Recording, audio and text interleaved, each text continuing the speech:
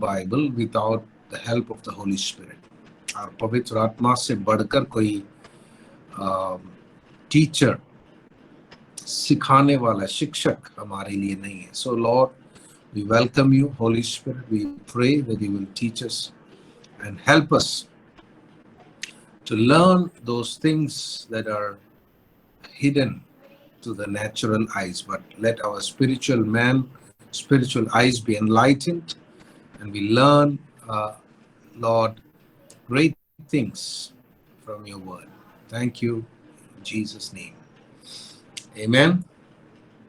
So the last class we were learning about, or we learned about Moses, और Moses की कहानी जुड़े हैं इज़राइल से, formation of the nation of Israel.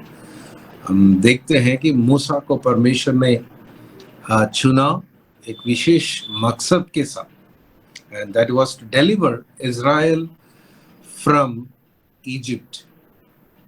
मिस्र की गुलामी से इज़राइल के लोगों को छुड़ाने के लिए मूसा को परमेश्वर ने चुना, अलग किया. And we know the struggles that he went through. Everything is there. Genesis 32, Genesis chapter 32 में the first time the word Israel or the name Israel is mentioned.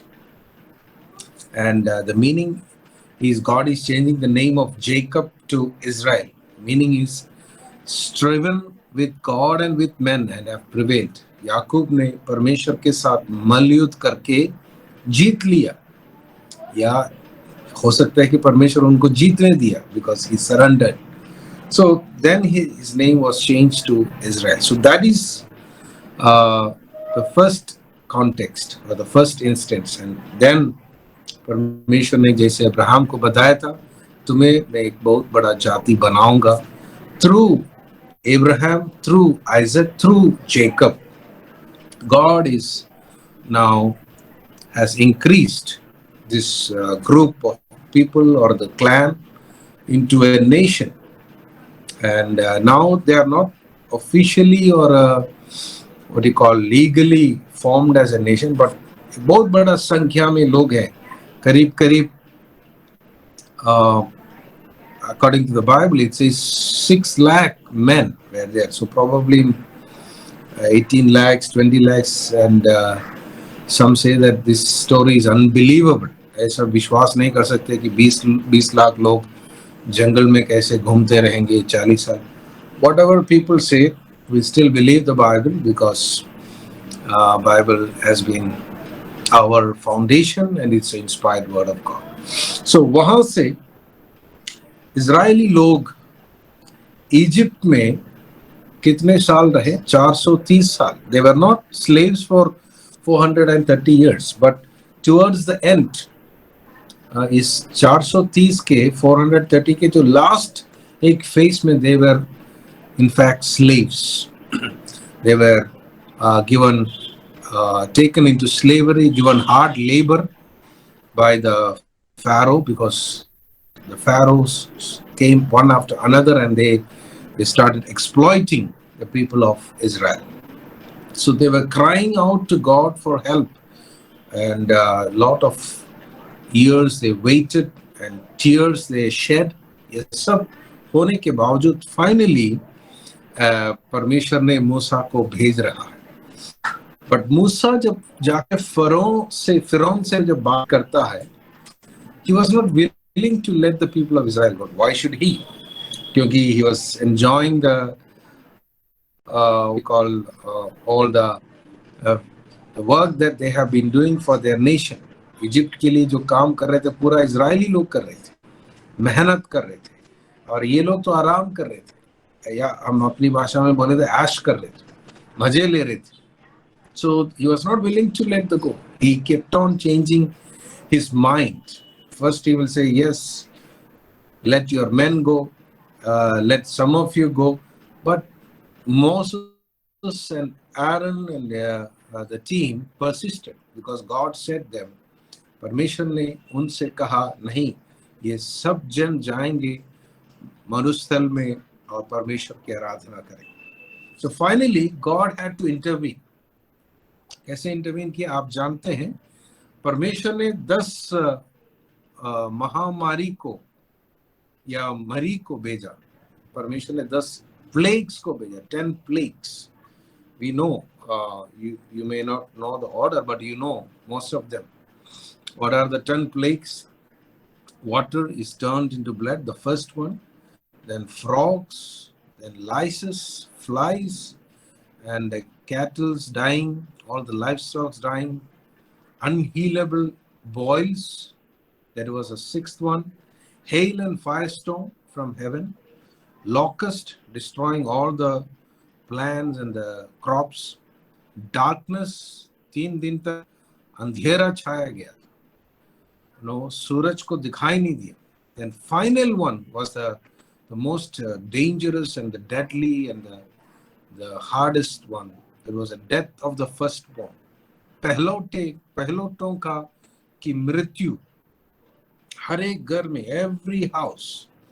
The angel of death went from one house to another and to another and to another, and the firstborn was dead, because there is very significant importance of firstborn in those days. Even today we have, but that time it was different. So ये 10 मरी मिस्र के लोगों के ऊपर आए, मिस्र के देश के ऊपर आए. And sometimes we think like God is sometimes very cruel, or why is he sending all these plagues? No. See, God is, in fact, God has a plan and purpose. परमेश्वर के एक योजना है इस दुनिया के लिए, पूरे लोगों के लिए, विश्व के लिए, सबके लिए एक योजना है. और उसमें परमेश्वर क्या करेगा? आगे बढ़ते जाएंगे. और यदि कोई उस रास्ते में रुकावट बन के खड़े हैं, परमेश्वर उनको हटाने के लिए कुछ भी करेगा. That's simple. God does not come after you. He doesn't search out for you and start killing you. But if one reason, if you start hindering the plan of God, finally God will decide to remove you, whoever it is, kings or nations, armies. पुराने नियम में इसलिए इतनी सारी battles हुए, इतनी सारी लड़ाइयाँ हुई, because God was moving forward with a purpose. And another reason, ये जो 10 plagues परमेश्वर ने चुन के ऐसे क्यों भेजा? पानी को लहू में बदल दिया और मेंढक को भेजा, ऐसे. Why? Because people consider, theologians, those who study the Bible consider, historians consider that ये एक तरफ से एक judgment था. मिस्र में कई देवी देवताएं थी, मतलब मिस्र के लोग कई देवी देवताओं की पूजा करते थे. So God wanted to show his power and bring judgment upon those what you call false gods. People's belief on false gods, so that at least they will open their eyes and see that these are all false gods. उनके शक्ति को परमेश्वर ने बलहीन कर दिया, मतलब नकार दिया. We can see the next slide. I don't know you can see this or not, but there were so many gods and goddesses connected to each of these things. They believed in the river god, then they believed in the god of the farming, agriculture, or desert ke परमेश्वर, then the god of fertility, मतलब when God, परिवारों में जब बच्चे पैदा होते, they believe that it was a gift of their God. So there are different names. You can search this in the internet if you want to go in detail. But I just want to give you a brief idea. मैं एक idea दे रहा हूँ कि आज भी परमेश्वर ये करता है, जजमेंट लाते हैं जब लोग परमेश्वर को छोड़कर जो अलग अलग चीजों के ऊपर, बातों के ऊपर अपने सहारा भरोसा रखते हैं. परमेश्वर क्या करते हैं? उसको एक समय आते हैं कि उसको तोड़कर लोगों को दिखा देते कि ये सच्चा खुदा नहीं है या सच्चा परमेश्वर नहीं है. सर्वशक्तिमान जीवित सच्चा खुदा मैं ही हूँ, मुझ पर तो अपना भरोसा रख. So that was another reason why God sent these 10 plagues, one after another, one after another. So finally, after the 10th plague, 10वें जो मरी जब हुआ, हर मिस्र के हर घर में से इनके पहलौठा बेटा जब खत्म हो गया, तब फरोन ने बोला जाओ, निकल जाओ, गुस्से में. He sent them away. But Israelites on the other hand were preparing to एक पास ओवर के लिए, मतलब एक एक्सोडस के लिए, निर्गमन के लिए, वहां से निकलने के लिए वो पहले से तैयार कर रहा था. बिकॉज परमेश्वर ने मूसा के द्वारा उनको ऑलरेडी आज्ञा दिया था क्या करना है, कैसे तैयार करना है. So they celebrated Passover. It's a festival name Passover. Passover का मतलब है कि जो मिस्र के घर में जब मरी आए, इजरायली लोगों के घर में जो परमेश्वर को जानने वाले लोग हैं, उनके जो पहलौठों को बचाने के लिए या उस एंजल ऑफ डेथ ना छुए, इसलिए परमेश्वर ने उनको बोला तुम एक मेमना को काट कर उसके लहू में से कुछ निकालकर क्या करना है, अपने घर के जो दरवाजे हैं, जो मेन गेट है, उसके डोर पोस्ट में लगाना. तो एंजल ऑफ डेथ, मृत्यु की जो दूत जब इसको देखेगा, क्या करेंगे, they will pass over to the next house. So they in Hebrew it's called Pesach. हम हिंदी में भी पसाह की पर्व बोलते हैं. So even today, Israelites celebrate every year just in remembrance of this deliverance and how God protected the people of Israel. So इस प्रकार उस पैसओवर को सेलिब्रेट करते हुए इज़राइल लोग वहां से एक बहुत बड़े जीत के साथ निकल तो पड़े. And you can see this picture. It shows how the head of the family took some blood of the lamb and dipped it with hyssop plant, and then rubbed it on the doorpost.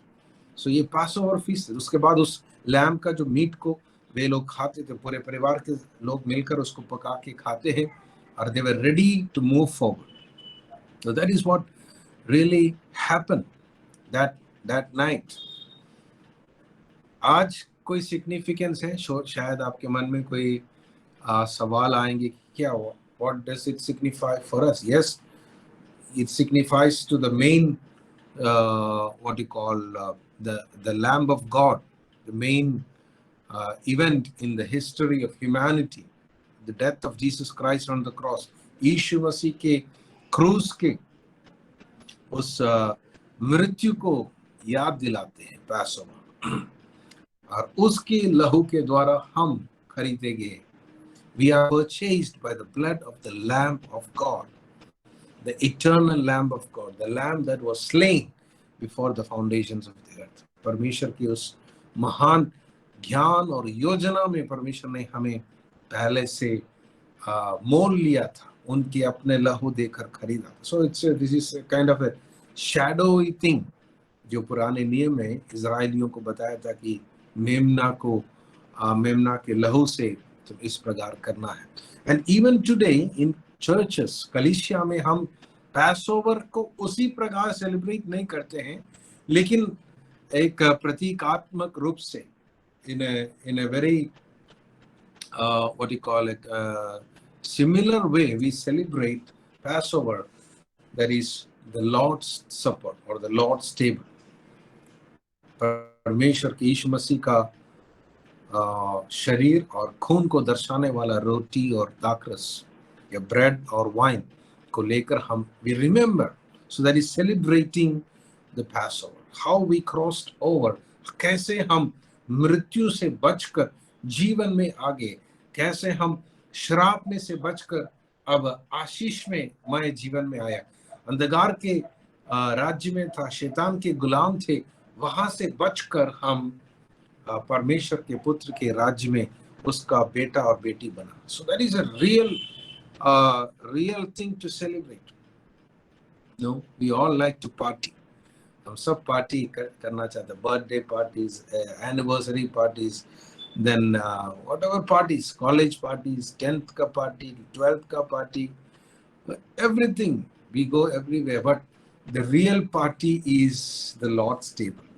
No, that's why I tell people, don't cry when you come to the Lord's table, celebrate, because I come from a background में एक ऐसा पृष्ठभूमि से आता हूँ जहाँ पर हमारा कॉलेजिया में लोग डर के आंसू बहा के, see, I'm not saying that when you remember God's law, if you shed few tears out of emotion, that's a different thing, but you come to the table of God with great confidence, joy, परमेश्वर के उस हियाव के साथ, आनंद के साथ, मैं खुदा का, परमेश्वर का बेटा हूं, उसके लहू से खरीदा गया हूं, इस बात को समझकर हम उस मेज में हाथ बढ़ाना है। That is when the life of Christ flows into our body and even in our lives. We get connected, we get intermingled with the life of Christ. So Passover का एक significance आज भी है, though we don't literally celebrate the Passover.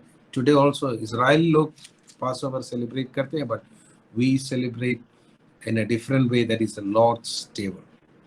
Now, moving on, the purpose of God. What was the purpose of God? God's purpose, परमेश्वर का उद्देश्य क्या था? इन लोगों को छुड़ा के क्या करना है? लेके जाना, कहाँ लेके जाना? परमेश्वर का उद्देश्य था, इनको, इनके लिए एक जगह तो वायदा दिया था, प्रॉमिस्ड लैंड, वायदा का देश, नो, यर्दन के पार एक देश तो वायदा दिया था। उस जगह में जाकर इनको एक राज्य के समान, एक झुंड जो परमेश्वर का भय मानने वाला, परमेश्वर के लोगों के जैसे पवित्र लोग, परमेश्वर के अलग किए हुए लोगों के तरह क्या करना है?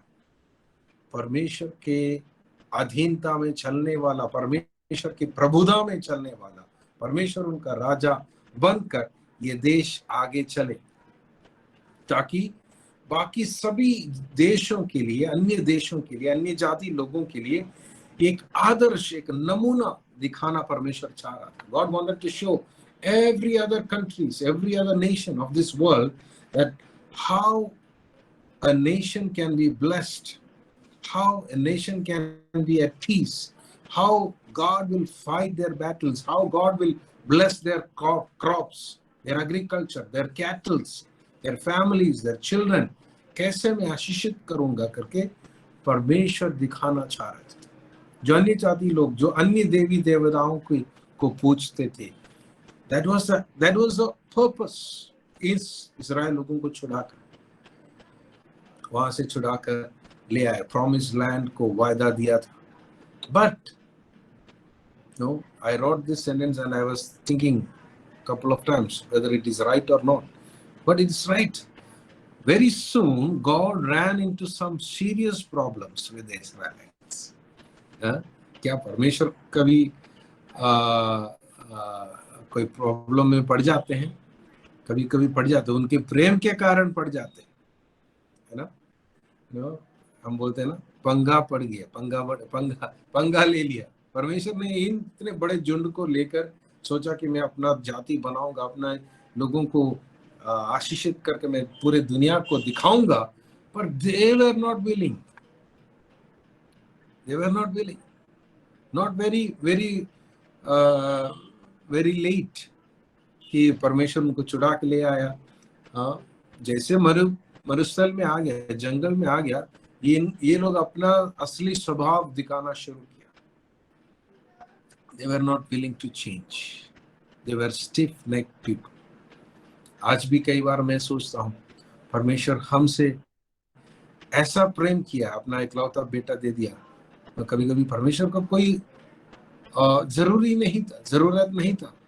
एक तरह से परमेश्वर ने सारा बोझ को अपने ऊपर उठा लिया। हम भी आज कई बार बदलना नहीं चाहते। इतने सारी आशीषें पाने के बावजूद भी हम परमेश्वर को बहुत जल्दी भूल जाते। परमेश्वर को भूलना भी नहीं, उसके खिलाफ बोलते हैं, because that is because of our attitude, the nature, the character that is already in our blood. हमारे स्वभाव जो हमारे खून में मिला हुआ है, लेकिन वहां से, उस खून में से एक बदलाव, उस स्वभाव का बदलाव होना बहुत जरूरी है। What happened as a result? What happened? They started sinning against God. मूसा भी परेशानी में आ गया। मूसा भी कई बार बोला, परमेश्वर के पास जाके रोया। परमेश्वर बोला, मूसा तुम चिंता मत करो, वो तुम्हारे खिलाफ नहीं, मेरे खिलाफ पाप करते। So they started sinning against God. Their sins repeated in cycles. No, ये एक रिवाज बन के, मतलब एक पाप करेंगे, उस दूसरा में बदल जाएंगे। देन परमेश्वर ने उनको बीच में कुछ मरी को भेजेगा, कुछ उनको ताड़ना करेगा, तब वो सुधर जाएंगे। फिर थोड़ी देर के बाद फिर वही पाप रिपीट करके। I am going to show that picture, the cycle. ये जो मैंने सिंप्लीफाइड नोट्स में दिखाया था, उसी का एक पिक्चर का क्लोजअप है। So it starts with pride, it's like a cycle, continues to roll. Pride कई बार हमें दिखाई नहीं देती, बट अंडरलाइन फैक्टर, मतलब सबके नीचे है, दिखाई नहीं देते, लेकिन जैसे पानी के नीचे है, जो कारपेट के नीचे जैसे हम बोलते हैं ना, ये प्राइड है। उस प्राइड के कारण वो क्या हो गया, वो अनग्रेटफुल होने लगे। मतलब जितने भी आशीष उनको देने परमेश्वर ने दिया, उनको खाने के लिए मन्ना दिया, उनको खाने के लिए मीट दिया, पानी दिया, फिर भी वो तृप्त नहीं, परमेश्वर के खिलाफ बोलने लगे। थोड़े बहुत मुसीबतें आए, मरमर करने लगे, कंप्लेन करने लगे। And then they started rebellion. Rebellion मतलब बलवा, लड़ाई करने लगे, झगड़ा करने लगे, झगड़ालू लोग बने। And again this goes went around and around, they never changed. थोड़ी बहुत जब परमेश्वर उनको ताड़ना देते हैं, मार देते हैं, तब चिल्लाते हैं, बचा ले बचा ले। मूसा जाके प्रार्थना करेंगे, परमेश्वर उस मरी को शांत करेगा, फिर इनकी आदत। But there was no real transformation. इनका माइंडसेट कभी बदला नहीं। It was a slavery mindset, stiff neck people, बहुत घटीले लोग थे, वो बदलने वाला नहीं। Cycle of sin of Israel, it's a very sad story, because परमेश्वर बहुत बड़ी आशा के साथ इनको छुड़ा के ले आए, but they were not willing to change.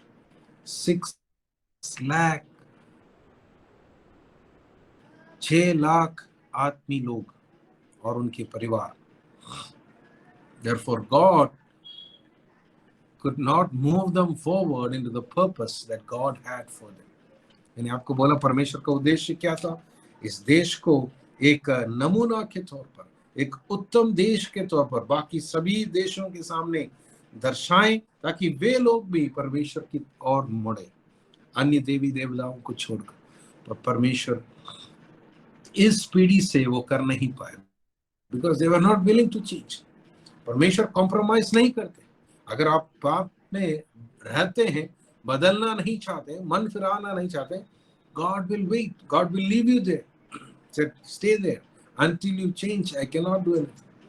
Either you change or you will be destroyed, you perish there. That happened with Israelites. They kept wandering in the wilderness for 40 long years. 40 साल मुसमरस क्या किया, वो घूमते रहा 40 साल। परमेश्वर, कई लोग बोलते हैं कि 14 दिन का एक क्या बोलते हैं, एक यात्रा है, जहां से वो निकले मिस्र देश से, और जहां वो चले गए, जहां उनको जाना था, वायदा के देश में जाना था। लेकिन 40 साल लगा। सब एक एक करके जितने पुरुष थे, जितने बड़े लोग थे, पुराने पीढ़ी थे, सब एक एक करके खत्म हो गए, एक्सेप्ट टू, 2 जन को छोड़कर। नया पीढ़ी तो आ गया, उनके बच्चे तो आ गए, वो अलग बात है, लेकिन जो पीढ़ी वहां से निकल कर आए थे उसमें से सब खत्म हो गया, एक्सेप्ट टू। हु वर दे?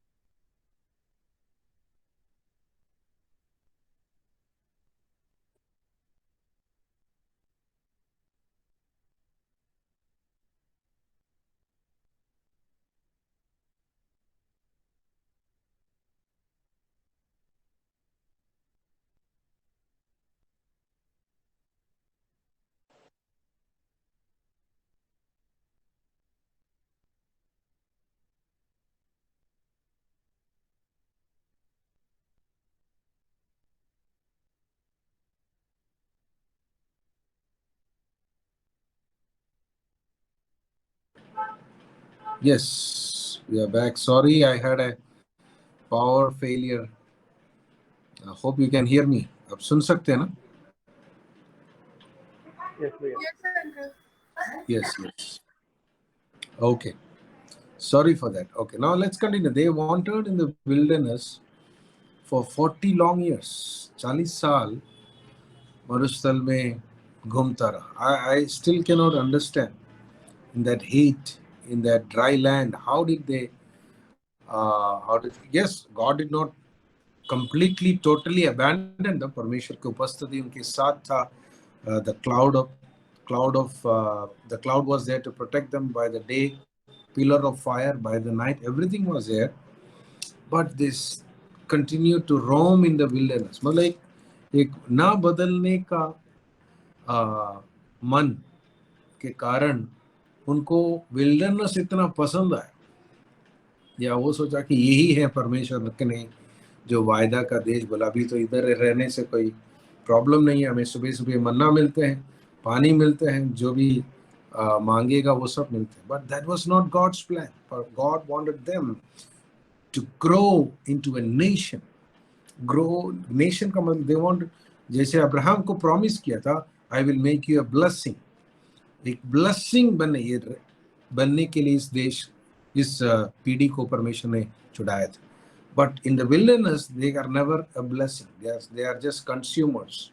वो परमेश्वर से बस मांगते रहते. So what happened was they kept on moving. You can see just a map. They started from Egypt, and they crossed the Red Sea, and they uh, Mara, Elim, Raphidim, Mount Sinai, then Kadesh, Barnea, so many places. जो Bible में आप देख रहे हैं, that was a route they kept on. And towards the east on the top, you can see that was the promised land that God wanted them to go to. लेकिन finally हम जानते हैं कि बाद में परमेश्वर उनको यहोशू के नेतृत्व में, अगुवाई में उनको लेकर गया. So but that people, that generation all died in the wilderness. वो सब उस मरुस्थल में खत्म हो गया, केवल 2 जन को छोड़कर. कौन कौन था? I just wrote this down because I wanted to see that what do you call it, the huge difference, or how much God, even though He's a compassionate God, God is not willing to compromise. Until you change, He will not compromise. 6 lakh में से 2 लोग, मतलब what is a ratio like? What is a proportion like? कोई हम अंदाजा भी नहीं कर सकते. बाकी सब खत्म हो गया मरुस्थल में. वायदा का देश देख नहीं पाए, प्रॉमिस लैंड को देख नहीं पाए, वहां एंटर नहीं कर, वहां के फ्रूट्स को, वहां के जो ब्लेसिंग्स को वो अनुभव नहीं कर पाए. एक नया पीढ़ी फिर आते हैं, वो वहां चले गए. Joshua and Caleb, Joshua and Caleb, यहोशू और कालेब, ये 2 जन उस पुराने पीढ़ी में से प्रॉमिस लैंड को एंटर किया. वाई? कभी आपने सोचा क्यों? Simple reason, they had a different spirit. Bible says they had a different spirit. Spirit का मतलब एटीट्यूड, कैरेक्टर. उनका स्वभाव अलग था, उनका सोच अलग था. परमेश्वर के जैसा सोच रखने वाला, परमेश्वर के स्वभाव में बदलने के लिए तैयार और समर्पित 2 लोग.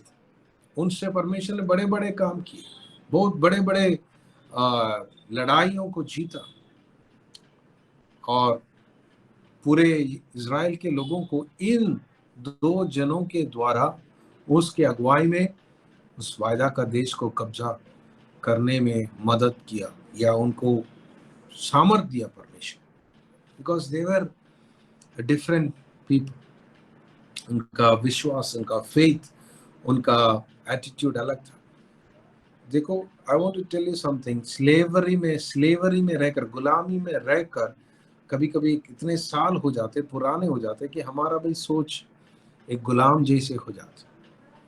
पाप की गुलामी, इस दुनिया के गुलामी. लेकिन जब परमेश्वर ने हमें एक नए सृष्टि बनने के लिए, एक नया राज्य का सिटीजन बनने के लिए जब बुलाते हैं, we need to change inside out. We need to change what you call everything. सोच विचार को बदलना, हमारे नियमों को बदलना, हमारे every areas of our life we need to change, because there is a new rule that applies to every area of your life, because it's a new kingdom, that is God's kingdom. पुराने जैसा हम स्वभाव रखकर परमेश्वर के राज में चल नहीं सकते. God, it's a very stunning statement that made me think so much. God delivered Israelites from Egypt. परमेश्वर उस समय के सबसे महान राजा, सेना था मिस्र का सेना. They had so many iron chariots, जिसके बारे में हम पढ़ते हैं रेड सी में सब डूब गए. उस इतने बड़े सेना के हाथ से, उस राजा के पावर से, उस शासन के अधीनता से परमेश्वर ने इजराइलियों को यूं ही छुड़ा के ले आए. मतलब it was a God did not have to shed any what you call no sweat for that, but Egypt में से निकल कर आने वाला ये इजराइलियों को ना बदलने के कारण परमेश्वर बहुत परेशान है. I am again saying that just for us to understand, परमेश्वर कभी परेशान नहीं होते, बट ही वाज रियली, उनका मन शायद दुखी हो गया. Why they are not understanding, क्योंकि वो परमेश्वर के पास जाना नहीं चाहते. परमेश्वर से डरना शुरू किया, मतलब एक नेगेटिव डर उनके अंदर आ गया. वो बोलने लगा कि नहीं नहीं, हमें परमेश्वर से सुनना नहीं, मूसा तू जाकर सुन और आके बता. So they were not willing to enter into a relationship with God. They were, उनके अंदर, मन में, हार्ट में जो इजिप्ट था, इजिप्शियन जो सोच विचार, सिस्टम, स्टाइल ऑफ लिविंग, वो छोड़ना नहीं चाहते. God delivered Israelites from Egypt, but he could not remove Egypt from their hearts. My dear friends, my brothers and sisters, change of heart was necessary for Israelites to enter the promised land. And even today, change of heart, a total change of heart is necessary for us to experience the new kingdom that God, Jesus is the Lord.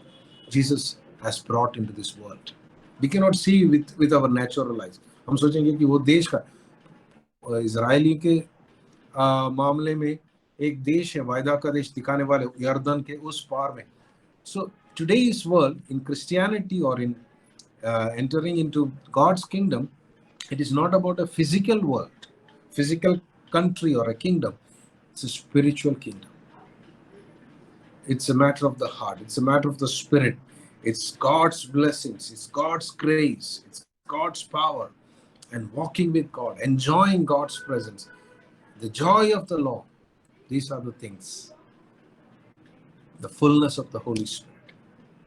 ये तभी आप अनुभव कर पाएंगे when our heart is changed, when our heart shifts from what you call that devotion towards this world to fully towards God. परमेश्वर दुनिया से हमारा दिल जो पूरी तरह से परमेश्वर के लिए बदल जाते हैं, हम उस प्रेम से भर जाते हैं, तभी हम उसका राज्य को अनुभव कर पाएंगे. उसके लिए again repentance is the key. Repent like a child.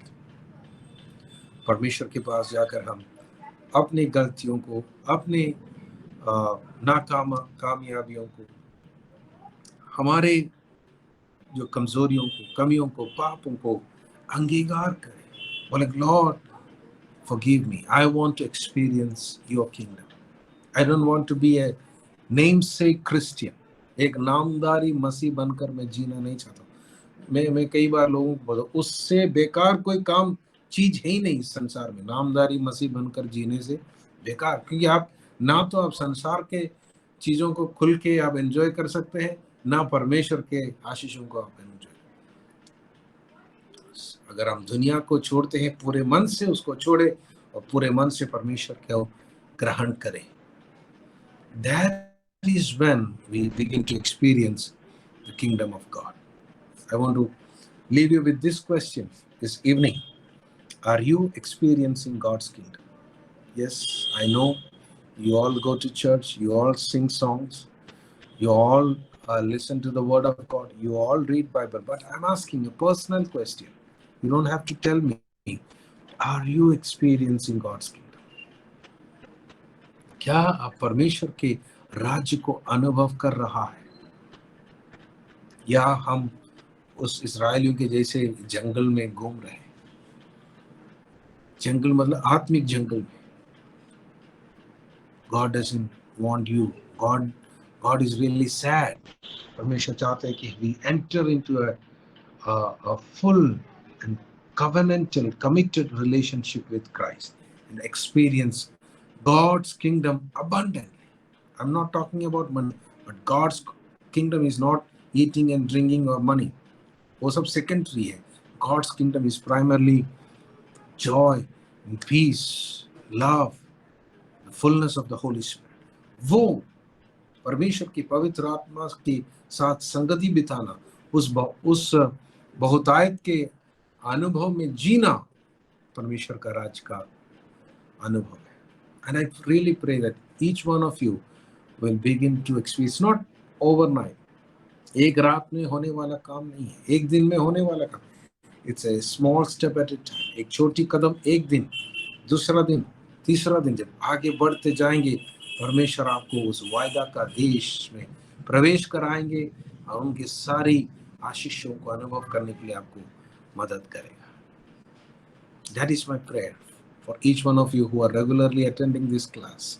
आप परमेश्वर के राज्य के अनुभव पूरी तौर से करने पाए, उसका प्रेम को अनुभव करने पाए, उसका ग्रेस को, अनुग्रह को अनुभव करने पाए, उसकी आनंद को अनुभव करने पाए. There is no joy and what you call satisfaction, enjoyment than kingdom enjoyment, kingdom experience. So may God help you. Thank you all for joining. Hopefully we'll meet next week. परमेश्वर आप सबको आशीष करें. Stay blessed. God is with you. Thank you. God bless. Amen. Thank you, Uncle. Thank you, Uncle. Bye. Thank you. Thank you, भैया. Thank you.